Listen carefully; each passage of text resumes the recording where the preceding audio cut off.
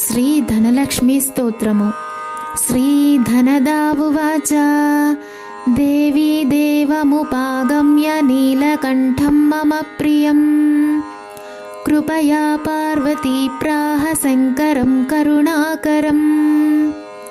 శ్రీదేవ్యువాచ బ్రూహి వల్లభ సాధూనాం దరిద్రాణాం కుటుంబినాం దరిద్రదలనోపాయమంజసైవ ధనప్రదం.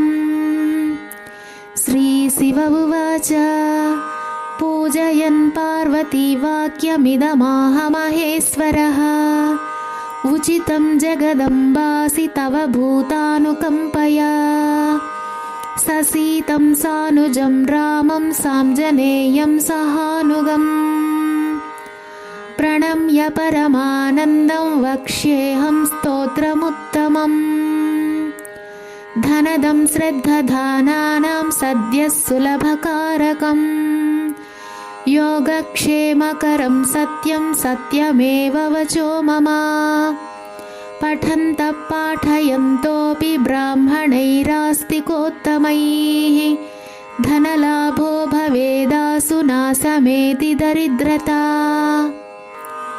భూభవాంస భవాంభూత్యై భక్తికల్పలతాం శుభాం ప్రార్థయేత్తాం యథా కామం కామధేనుస్వరూపిణీం. ధనదే ధనదే దేవి దానశీలే దయాకరే త్వం ప్రసీద మహేశాని యదర్థం ప్రార్థయామ్యహం. ధరామరప్రియే పుణ్యే ధన్యే ధనదపూజితే సుధనం ధార్మికే దేహి యజమానాయ సత్వరం.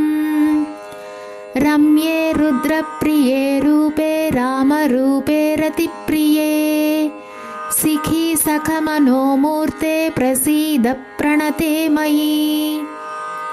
ఆరక్తచరణాంభోజే సిద్ధి సర్వార్థదాయికే దివ్యాంబరధరే దివ్యే దివ్యమాల్యానుశోభితే సమస్తగుణసంపన్నే సర్వలక్షణలక్షితే శరచ్చంద్రముఖీ నీలే నీలనీరజలోచనే చంచరీకచమూచారు శ్రీహారకుటిలాలకే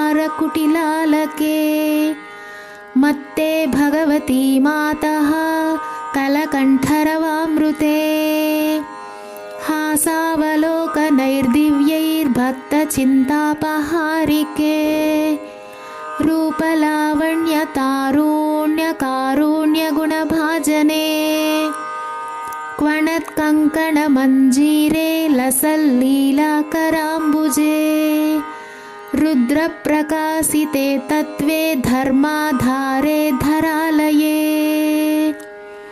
प्रयच्छ यजमानाय धनं धर्मैकसाधनं मातस्त्वं मे विलम्बेन दिशस्व जगदम्बिके कृपया करुणागारे प्रार्थितं कुरु मे शुभे वसुधे वसुधारूपे वसुवास्तववन्दिते धनदे यजमानाय वरदे वरदा भव ब्रह्मण्यैर्ब्राह्मणैः पूज्ये पार्वती शिवशङ्करे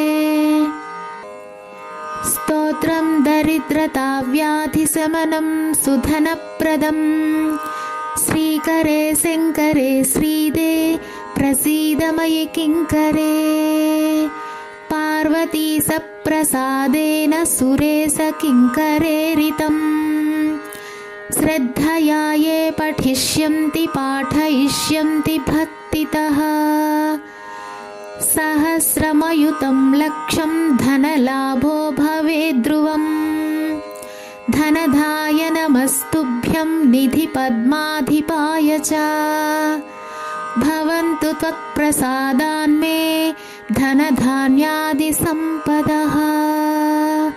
इति श्री धनलक्ष्मी स्तोत्रम्.